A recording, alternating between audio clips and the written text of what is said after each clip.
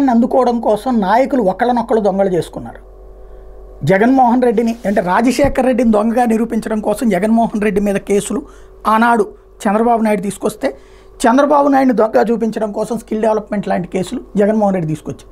వాళ్ళిద్దరి రాజకీయ కక్ష సాధింపుల కోసం ఒకళ్ళకి సంబంధించి ఒకళ్ళ మీద ఇంకొకళ్ళు కేసులు పెట్టుకున్నారు. చట్టాన్ని తమ చేతుల్లోకి తీసుకున్నారు, చట్టాన్ని తమకు అనుగుణంగా వాడుకున్నారు. ఇప్పుడు అదే పని అందులో పాత్రదారులు అవుతున్నటువంటి అధికారుల దగ్గరికి వెళ్తుంది. అధికారులని వేధించుకోవడం లేదా అధికారులని వాడుకోవడం.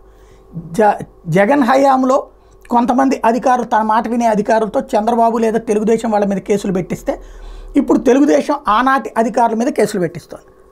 అయితే అప్పుడు ఏబి వెంకటేశ్వరరావుని వేధించడం లేకపోతే మిగతా వాళ్ళకి నాన్ పోస్టింగ్ మాత్రమే ఉంది. బట్ కేసులు పెట్టినటువంటిది లేదు. ఇప్పుడు కేసులు పెడుతున్నారు అధికారుల మీద. ఐఏఎస్లు ఐపీఎస్ని హ్యూమిలియేట్ చేయడంతో పాటుగా కేసులు పెట్టేందుకు రంగం సిద్ధమవుతుంది. కాబట్టి రాబోయేటటువంటి రోజులు రాజకీయం ఇప్పుడు తెలంగాణలో కూడా అదే జరుగుతుంది.